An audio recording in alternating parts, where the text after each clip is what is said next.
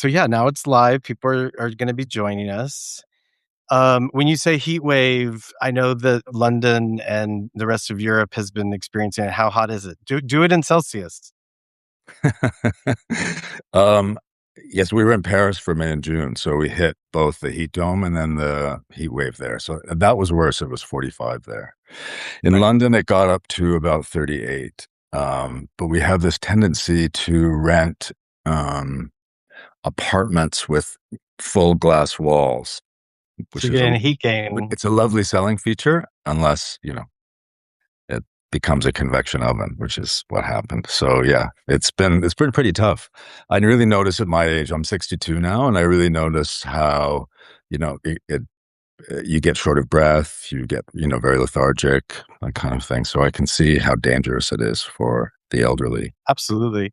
I moved to Europe actually in 2003 during the worst heat wave of the time, and there was a lot of it was very deadly. I was living in Spain, but I first went to Helsinki, and they didn't have. Not only do they not have air conditioning, obviously, they didn't have many fans, and the windows are really small, so it was pretty intolerable. So Yeah, I know it can be worse as the more northern you are. Well, I'm glad you joined us. For those who are joining already, I will go ahead and explain that today I'm doing this deep dive with Ellis Scott, the writer behind Night Terminus. And Ellis has a beautiful knack for keeping readers completely hooked while exploring the intricate layers of human connection. So I'm hoping to share how his writing fits into our ongoing exploration of modern queer romance, vulnerability, resilience. So yeah, thanks. We've been chatting for a while, so thanks for finally joining me. I'm glad that we were able to connect. thank you. It's great to be here. So, some people might have read Night Terminus, others might not have. I guess just kick things off as people continue to join us live. Tell me a little bit about your background. I know you were born in the UK, grew up in Canada, you're in London now. So tell me a little bit, and you travel a lot. So tell me what's up with you. Yeah, I retired about 10 years ago. I used to deliver humanitarian assistance in conflict zones. So I had a very stressful, very intense job. And I've lived with illness most of my adult life. So the fourth time I was diagnosed with cancer, I had a conversation with my doctors and we decided to get me into early retirement as Wow. soon as possible. So I did that, and I was a filmmaker when I was young, and so I've always had creative outlets, and I've read literary fiction my whole life, and so I was searching for a new creative outlet after my retirement, and naturally, literary fiction came along. I took some classes and then workshopped, kept doing that for about 8 years. I published 9 short stories in literary journals, the Iowa Review, the Fiddlehead. And so it seemed to be a very Well, good fit. you're being quite modest because your first short story was nominated for a pushcart, which is a huge deal. So congrats to that. It And I love that was. you said, of course, you thought Yes. of literary fiction. You didn't think, oh, I'm going to make something that's going to make me lots of money. You wanted to do something obviously a little bit more The elevated. opposite. The opposite. That made me absolutely no money. I mean, as I said, I've read literary fiction my whole life. It greatly influenced my art, my creative process, and my life. Also, when I retired, my partner and I sold our house and all our possessions. So we sold the cutlery, we sold the furniture, we sold the art, and we live out of a suitcase now. So we're kind of vagabonds, and Mhm. I'm quite itinerant. So it also works for me very well because I can do everything in a laptop. An abstract painting, I don't think would have worked based on the size of my suitcase. So it's been a great 10-year journey. And I knew a couple of years ago after the publication of all of those short stories, I knew that I wanted to tackle my first novel. And I had a few ideas, but I kept coming back to the AIDS crisis Mhm. for a lot of different reasons. I think one of them was because it gets a bit short shrift. It was one of the great health crises of the 20th century. It doesn't get discussed as much as the others. I think there are reasons for that. I think there's still a stigma around HIV and AIDS that we haven't dealt with. And I realized I was a teenager when the AIDS crisis started. And so I witnessed the whole thing. I was very, very young. And I realized that all the other survivors were older than me and would soon be Hmm. dead. So I'm 62 now. And so everyone else who survived the AIDS crisis is pretty much older than me. So I realized that all of us would be dead and there would be nobody, no direct witnesses, uh, which, changes uh, which changes how we remember things and how we attest to things. And so I wanted to get it down before that happened, before we all died, both the joy and the sorrow, I think. Yeah. Yeah, I love that you're bringing this up. One, I have some friends who are survivors who lived through it actually as a war, right? And I do think of them now as veterans of a war that people don't like to talk about. Whereas I'm a little bit younger than you, but also was a teenager coming out. And I last week went to an event, and a guy said, "How could you think anything about the '90s was good?" Which is like my years of growing up. He's like, "Because all I was doing was dealing with grief and sorrow, and even when people said, 'Oh, 1996, everything changed and everyone lived.' And he's like, 'No, my partner actually still died.'"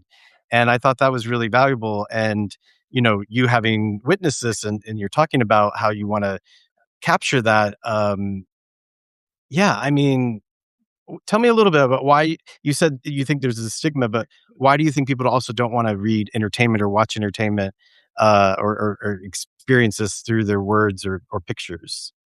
I mean, there has been, It's a Sin. There have been some limited series in some other art forms. But in terms of fiction, in terms of literature, there are only a handful of AIDS novels that have been published in the past 10 or 15 years. It just fell off the radar in Yeah. terms of literature. And I wanted to change that. And I didn't think it was fair. And I thought there were lots of stories to tell. As an author, I'm drawn to the aftermath. I think of a Mhm. calamity much more naturally than the calamity itself. I think the calamity speaks for itself, and I think there's a very rich literary tradition of AIDS memoir, of AIDS novels, AIDS plays from Yeah, that time. we have, Larry Kramer obviously doing it in the height and the hotness of it, and then even Tony Kushner afterward, and then it seems like people are like, "Okay, it's been done. Let's move on. Like, we've done Yes, enough." exactly.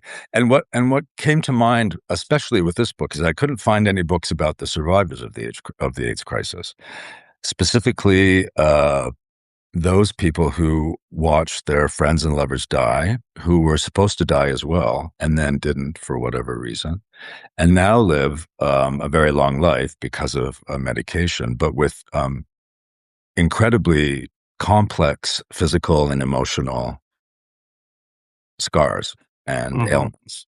And so there's actually a clinical term now for it, AIDS survivor syndrome.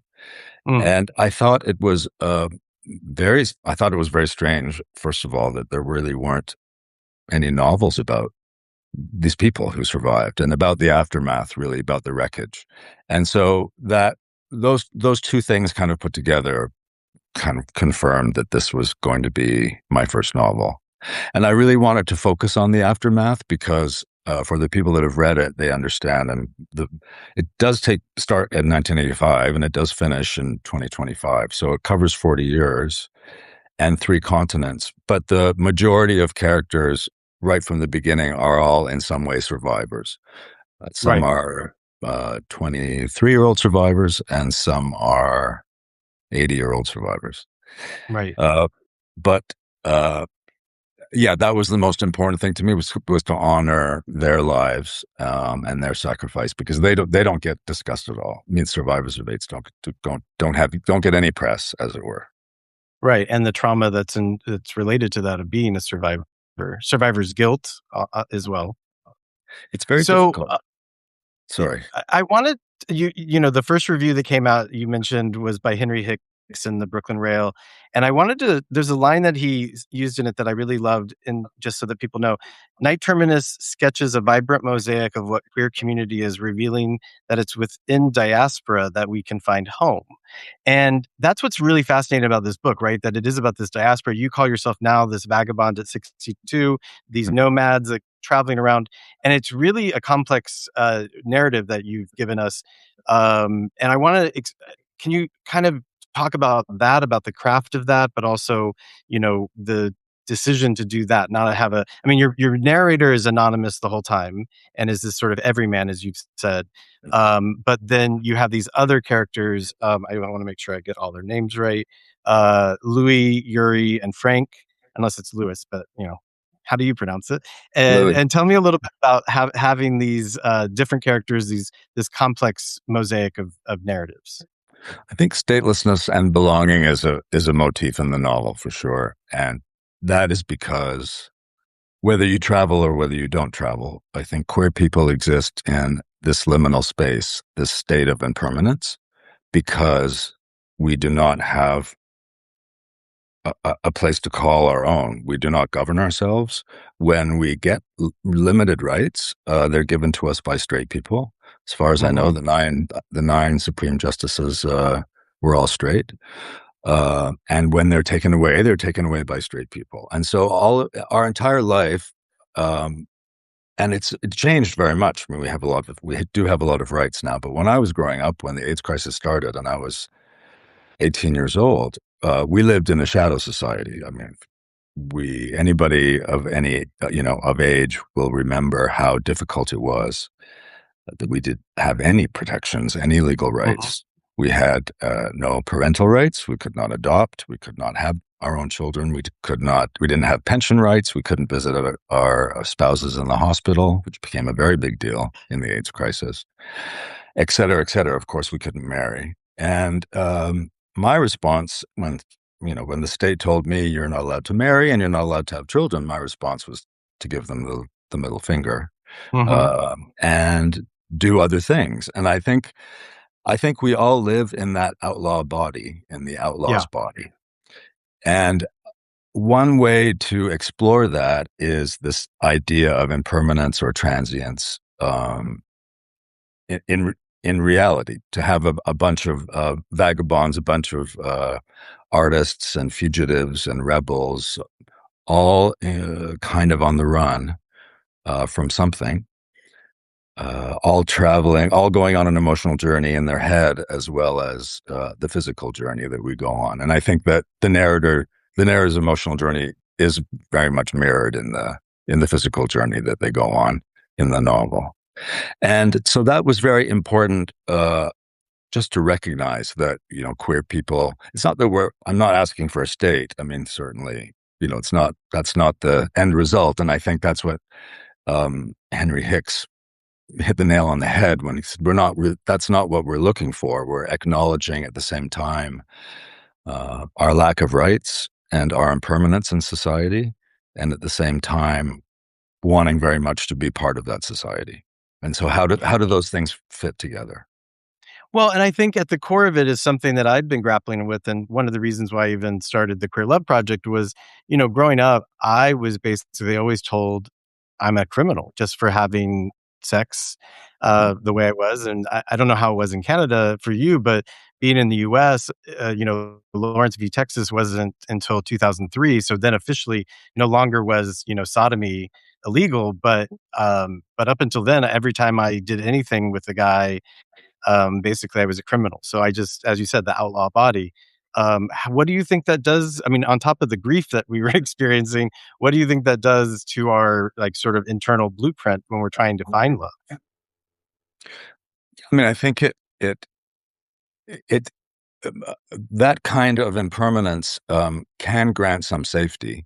I think you Hmm. can find you can end up finding your tribe or your found family through that Hmm. travel and through meeting new people, and whether you find the gay village in your home state's capital, you stumble upon it and you found your home, or whether you go halfway around the world and find your home.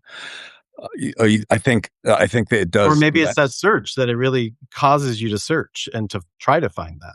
Yes, absolutely. Once you acknowledge that, I think, Yeah. and it's certainly been my experience. I mean, one of the ways it took me a long time to deal with the trauma of. I was a teenager. My first boyfriend died, and I thought it was just a fluke. Well, I had just bad luck. And then my second boyfriend died, and then my friend died, and then another friend died, and it just started to snowball in the early 1980s. Hmm. and you don't have any time. First of all, you're a teenager. You have no experience in dealing with death. I can only think of one other, parallel, and that's really the soldiers in World War One. Hmm. The teenage boys that were sent overseas and suffered that kind of trauma. That while you're going through it, and we went through it for 14 or 15 years. I buried my last friend in 1994.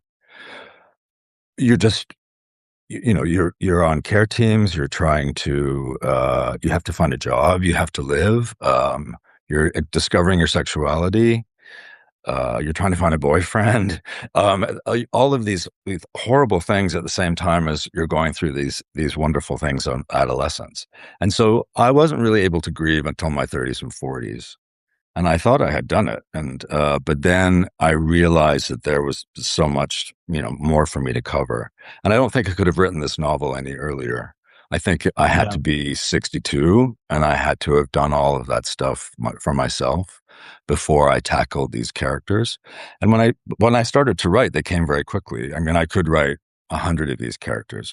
They're all amalgams of people that I've known or stories that I've heard, friends of friends, that kind of thing that I've collected over the years. And so when I actually started writing each chapter, which is based on one character, it came very, very easily. And I realized how it was waiting to be told. I think in my Mm-hmm. head, like my body was waiting to expel it. And that's what I loved. I mean, I don't think Henry Hicks knows this, but he finishes the review by saying it's an exhale. Um, and it really was. It really was an exhale for me when I finished this novel. And I knew when it was finished. Yeah. That you were letting out this breath of relief Yes. or Of gratitude? grief, Yeah. gratitude, joy, sorrow, Mhm. everything that I've been holding in, until my 40s. And then and as I said, I was well into my late 30s while we were still burying people. So it was very difficult. It's a very, it's a very, I don't know how. The other thing about this book that I wanted to point out talking to you is that as a novelist, it's a very interesting exercise because how do you write about calamity? So Mhm. I've read a lot of W.G. Sebald, Tim O'Brien. There's lots of Robin Robertson. There's lots of different authors who have done it. And they've all employed, I think what I employed as well, is that they've kind of circled around the calamity. You certainly Mhm. don't need to give that kind of catastrophe any more gravitas. It has all the Mhm. gravitas that it needs.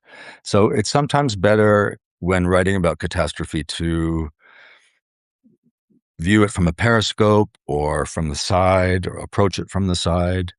I think that's where a lot of the really interesting meat of the stories are as well. You just made me think, I've been teaching a class this, last couple weeks, and we were talking about why filmmakers make movies about war that ultimately seem to aestheticize them, that seem to romanticize and sort of make them seem better. And then I told them, because none of my students are old enough to remember, I was like, you should watch Terrence Malick's Thin Red Line In because Red in Line, a way it's the only one that circles around it, that shows you all the details, the beauty of like I remember like a little baby bird in the grass being stomped while, soldier, whereas everything normally would be panned out looking at the grandeur of the battle. And you just made me think of that. That instead of looking at the calamity, instead look at the things around it. you're absolutely Um, right. He's a master. That film is a masterpiece in circling around catastrophe. Yes, yeah. and there are other, there are a couple of other filmmakers that I can think of. And certainly, I mean, when I think of the work of Sebald, I don't think he mentions the Holocaust once in any of his novels, but they're all Holocaust Hmm. novels. I mean, everybody refers to them as Holocaust novels, which is a very Hmm. interesting idea. And I did take that idea because AIDS and HIV is also not mentioned once in this novel. Mm, good point. Yeah. Well, so one of the hard questions I ask everybody I talk to is how you define love. But before we talk about how you define it, I'm curious about how your narrator's definition of love evolves. I mean, we see the sort of fleeting encounter with Louis, and then these deeper sense of care and that long term thing with Yuri and Frank. And obviously you're talking about how you've, I think, as a writer, as a human, have evolved. So, can you explain a little bit about that progression? About the character's progression or about. Yeah, and his definition of love, but how that changes. Yeah, I mean, I think, obviously age is a very interesting thing. When you get to my age, time kind of folds in on itself. It Hmm. doesn't make a lot of linear sense anymore. I can remember very clearly some days in the 1980s, but if you asked me what I had for dinner last Sunday, I couldn't tell you. Yeah. And so that, and that's a familiar theme, and that's very much it's very, very important to the characterizations in this novel. And Hmm. they do get richer and more interesting the older they get. And that's the grief process as well. I mean, I think the first chapter we talk about, which is the chapter of Louis Corral, these two adolescents who are itinerant meet at a train station and have a one night stand. And what comes out of that one night stand is a very horrible story that I don't think many people see coming. And in many ways, Louis, as a 23-year-old person going through this horrible catastrophe, is in shock. He expresses that first kind of level of grief, which is the shock. And then by the end of the novel, in chapter 5, where we have Frank, who is very gregarious. I call him a Harold and Maude character. He's very, he's elderly. He's very wise. He loves life. His love is very infectious. And that wisdom, I think, shows through, even though he's experienced so much pain and continues to. And I think that not only shows that progression of grief to the end, to the resolution, but it also shows maybe a progression of love and how love evolves the older Hmm. you get. And I love, one of the reasons I say I love being 62. I'm just very thankful to be still here. But I mean, my idea of love has also changed very much. Mm. It's matured, it's aged, it's settled, and it's a very, very nice feeling to get here because God, so many friends who died before they even fell in love for the first time. And Hmm. that really still kind of kills me when I think about it Hmm. because I've had such great love in my life. So, if people were to read Night Terminus as, would you see it? It's not a cautionary tale. What are you hoping that they are learning from these relationships? Which, by the way, I'm grateful for you sharing these because I think there aren't enough of these types of stories and the different types of them. We often get that, 23-year-old hot and horny romance, but we don't get the other side of it. Right. Um, yeah, I do. I mean, I never know I would never presume to tell people what to take away from this novel. I mean, I certainly Right. hope they get some idea of living through the AIDS crisis for all of Hmm. those decades. I also think it's, on many levels, it's just very interesting. It's a travel novel about traveling before the internet. Uh, and Hmm. if anybody's interested in that, then they might find that interesting as well. But I think I I would love this to be a novel for some people, uh, which is kind of a threshold experience. I did my best um, to make it a historical novel, Hmm. a travel log, a memoir, uh, a war novel, as we discussed. And I also tried to incorporate the larger thread of history because I think it's very important for queer people to feel involved in the larger thread of history.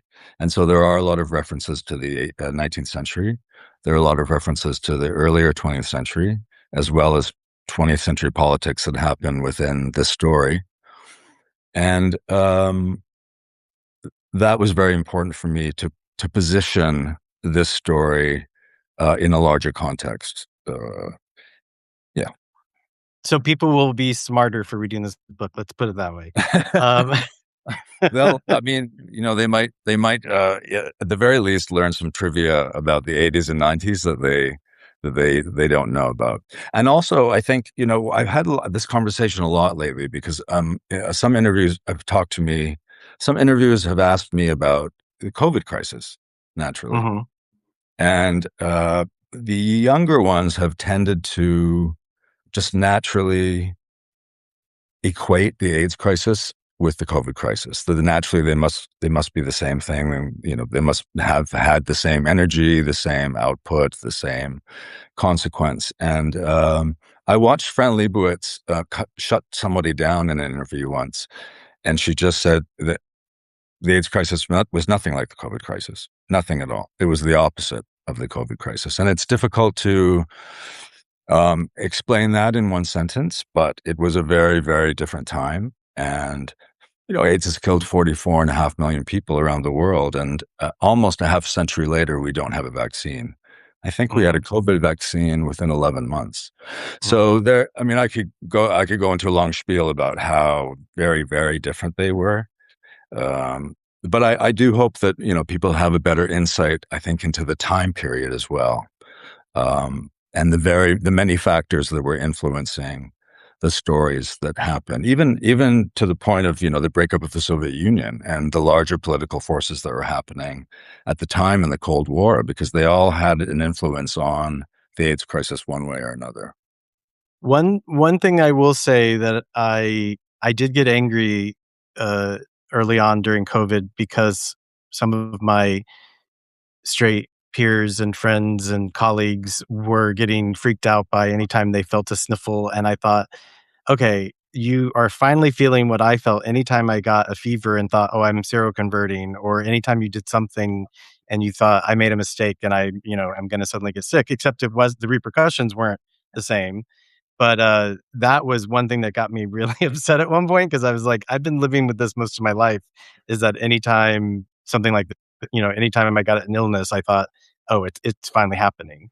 And they had never experienced that, daily lifetime of fear. Let's put it that Yeah. way. Yeah. And it really was a 180 about, I mean, how the government responded, how the public responded. Andrew Holleran, as you know, is a writer from the 70s and 80s who wrote a wonderful novel. If you haven't read it, called Dancer from the Dance, uh, I recommend it to everybody. He said once about the early days of the AIDS crisis in New York, it was like being at a dinner party where the guests kept being taken out one by one and shot. And you Mhm, were expected to continue with the dinner as if nothing was happening. And mhm, that's how, if it wasn't so horrible, that's how absurd it was. right. Partly because, I mean, people back then in the early 80s, nobody talked about sex. This was way before Dr. Ruth or Sex with Sue, I mean, nobody talked about sex and nobody talked about anal sex, gay sex. Right. So, uh, and here was this disease that was decimating this community, and it was by and large being spread by anal sex. And how do you deal with a crisis when you can't talk about it? Right. And there's so many instances. I mean, the New York Times, even until 1987, I think July 87, they had a written policy that you weren't allowed to use the word gay in the New York Yeah, Times it's to very true. describe homosexual men. And so, how do you deal with a catastrophe of this size and you can't even describe the population that is being affected? Shocking. Which, again, I'm glad you bring this up because the other day somebody was telling me how nothing had changed that much since the '90s, and I will say, yes, it has. It's fact that we can now be arguing in the New York Times about whether you should be called gay or queer. It's something that you could not have imagined No. 30, 40 years ago. So, Yes, it's I good that we welcome have that argument. Absolutely.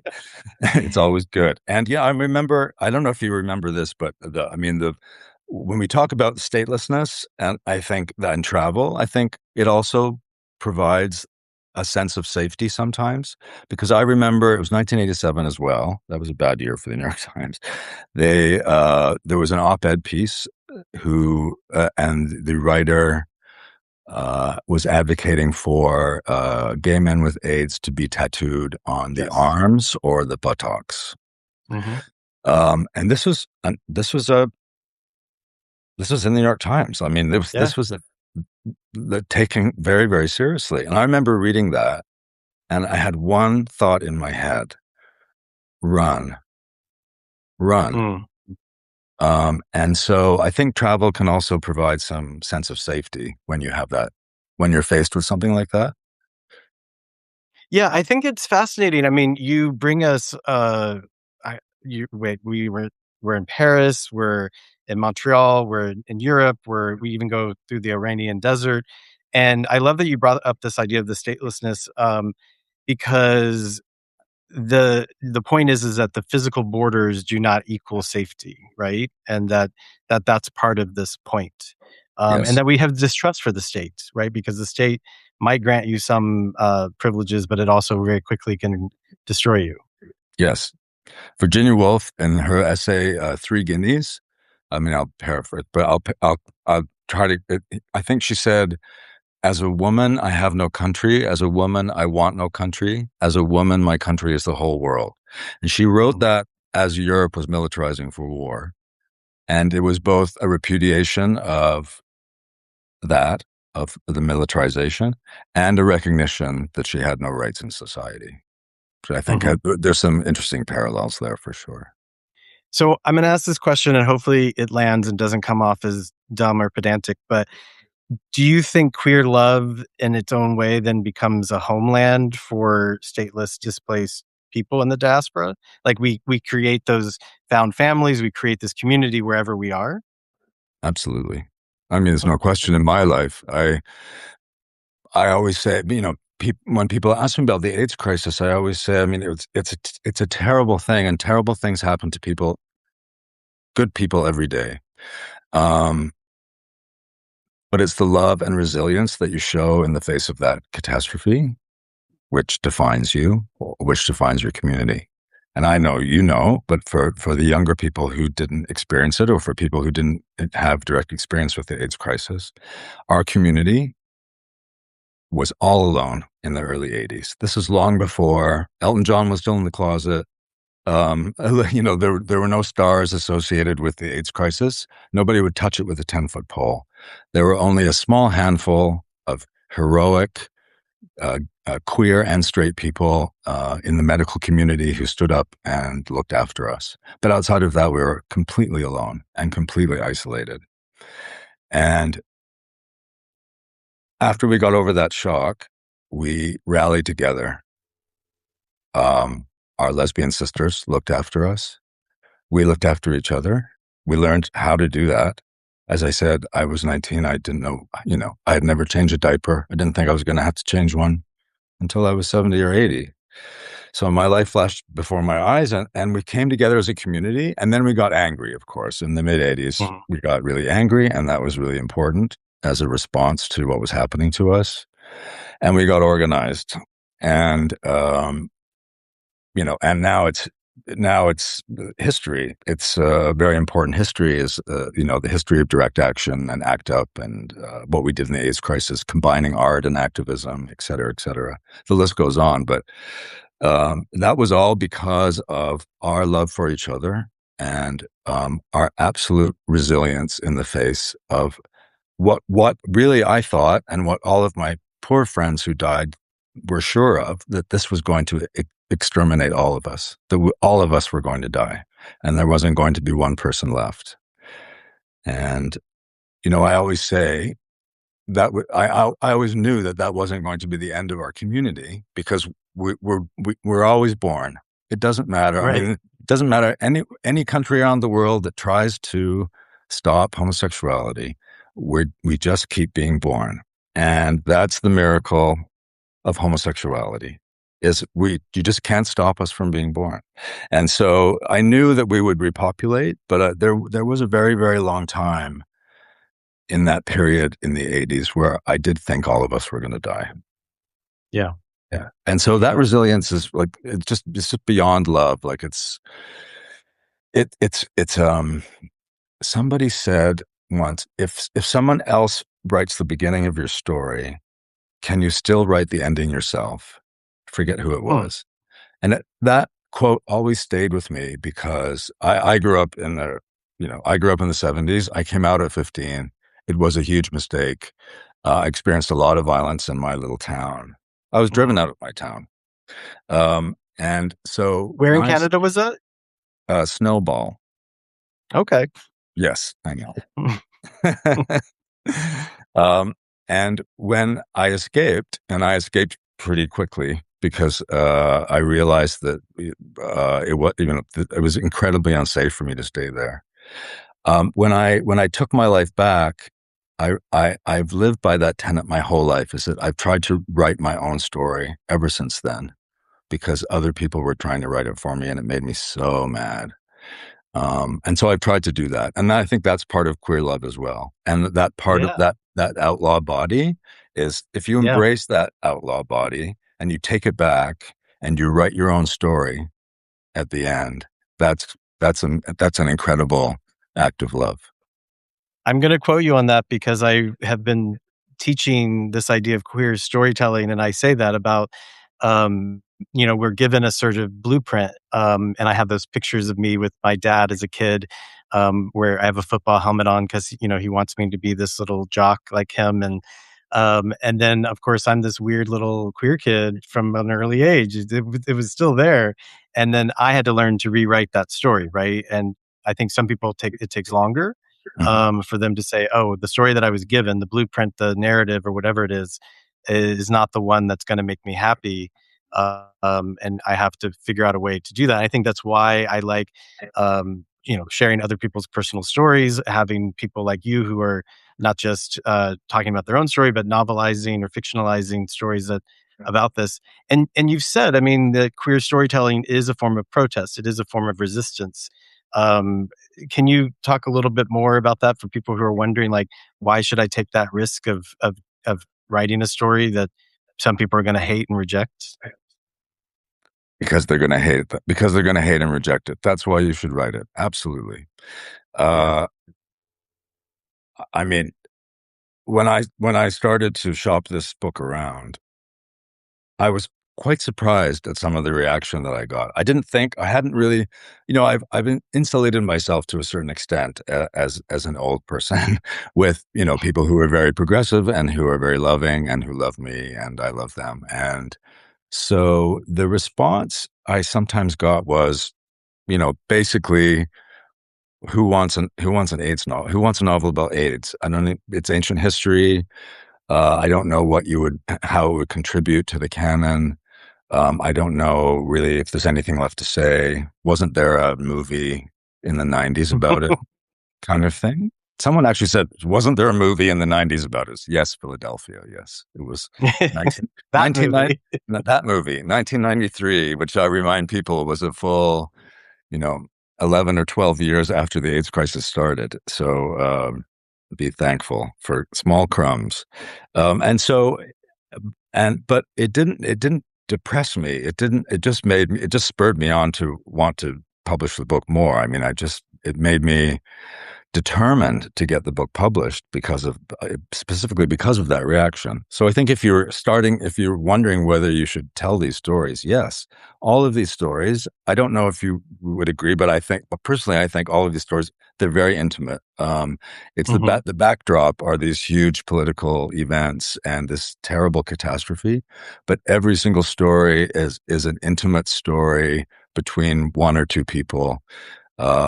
And I tried to make it as small as possible. And it's those small moments in queer storytelling, which is so very, very important, especially, and I really want to make this point clear, because we have been erased from history. Hmm. We do not get written about in the history books. If we are queer, our queerness is erased from the history books. We become these eunuchs, or all of a sudden we become these heterosexuals, or we just assume. I mean, we could go on and on about. There's very famous people like Michelangelo, Leonardo da Vinci, et cetera, et cetera. Hmm. There are also many people day to Or day. people complain, they're like, "Why do you have to make them all gay? Can't you just let them be back in history?" Yes, well, the answer to that is because they are, Blanche. They are. There's a great book about Leonardo da Vinci that came out last year. It's a historical fiction, um, but it speaks to that erasure of our community. And I mean, I can't think of another community that has been so erased from history. And so if you're wondering whether you should write your small queer story, yes, because you give back our place in history Mhm. every time you finish a story. It's so important. You Would you share a little bit about your journey to get published? Because, one thing we're being told, there are more gay stories being published than ever in history. And then when people try to get their realistic novel, historical novel published, they're like, oh no, it needs to be romantasy, or it needs to be set in some kind of other genre, it needs to be romance or something like that. So you found a small publisher. Some people, might be curious how that happened. Hmm. I mean, certainly with prose fiction, it's not a great time for prose fiction and for serious literary fiction. It's you. I'm still astonished that in what I've done post publication, because I have zero skills in marketing and promotion. It's not where my skills lie in spending 8 to 10 hours a day by myself with my laptop in some silent place, world building. And so all of a sudden, I had to become a marketing genius in order to get traction for this novel. And I did it because I believed in it, but I didn't have. It's a completely different skill set. It Yeah, it's a very difficult line now because, of course, the publishing industry is very different. You're not taken by the hand and led through the whole process. You're not thrust on a book tour, and I mean, everything really has been left to you to kind of do. And You're so not even it was, allowed to make a mistake and just have a book that sells a few copies. You have to yeah, sell a no, lot. yeah. And so it was trial by fire, and so stepping back, the my path to publication was very interesting because I did get a lot of that at the beginning. I tried to find an agent. I probably queried 80 Mhm. agents. Pretty much every agent in North America who had literary fiction or Mhm. LGBTQ on their profile, and I got either no response or a polite no Yeah. by everyone. And so I approached 8 or 9 of my favorite publishing houses, independent publishing houses myself. And again, I was told if you don't have an agent, you'll never get published. And so I just kept getting no's all the time throughout this process. Mhm. So after no agent would take me, I submitted myself, and the first response I got was a contract offer from Dunder and Nice. Prince. Yeah, so it actually ended up being very easy, although although everybody told me that it was never going to happen. I actually even have a the story structure of this novel is it's not experimental, but it's not um, traditional. Right. We span 3 continents. We span um, 40 years in 5 short chapters, less than 200 pages. And as you said, the narrator is unnamed, and he's unnamed for a reason. He's an everyman. He leads us through the whole process. Mhm. Through his eyes, we see what happened, this story. Uh, and I, I wrote it.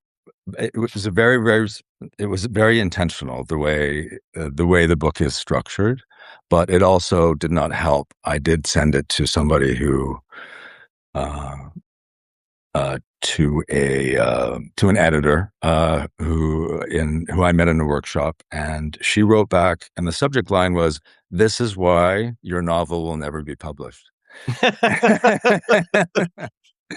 And she's it's very funny now. She loved to eat crow. She loved to be proven wrong, but I kept that email because I think it's very funny, because her point Yep. was there's no traditional arc. There's no resolution of a conflict, especially with the main character.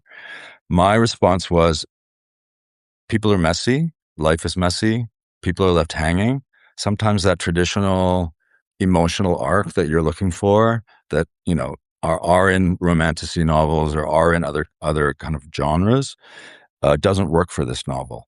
Yeah. And I it's difficult to come up against that kind of opposition when you're writing your first novel, because sometimes Yeah. you think, oh my God, am I doing this all wrong? Luckily, halfway through, I mean, I did have Sebald's The Immigrants as a bit of a inspiration because he does Mhm. also in 4 chapters. I think he writes in a similar way, and the Wow. narrator is unnamed. But E. Genberg, what in the middle of, I'd say, I was almost finished with the first draft. E. Genberg came out with a novel called The Details, and it was a novel in 4 parts, I believe, where the only way you learn about the narrator is through the other characters. So the other characters talk about them and talk about this character. And so, and she was nominated for a Booker. She was shortlisted for the Booker. So that came along at a perfect time because I was so full of self-doubt that I really needed to change the structure of the novel. And then I saw that one and I thought, okay, it can be done.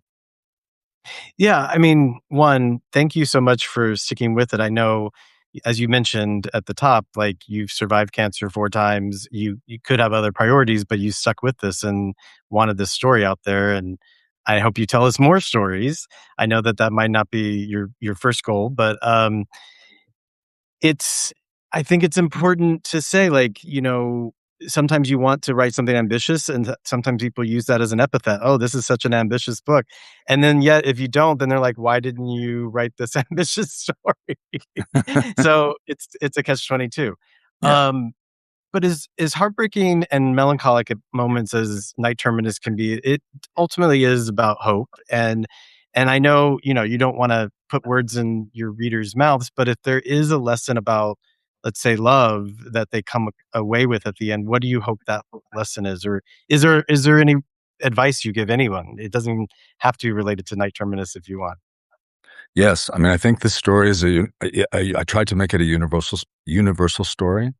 I think it's about the search for meaning, and that everyone's written about that from Aristotle to Viktor Frankl, his famous novel. And for me, that's the backbone of the novel. All these people are searching for meaning in their life in the face of a terrible, terrible catastrophe. That's the kernel of hope and of joy that you get as a thread through the novel.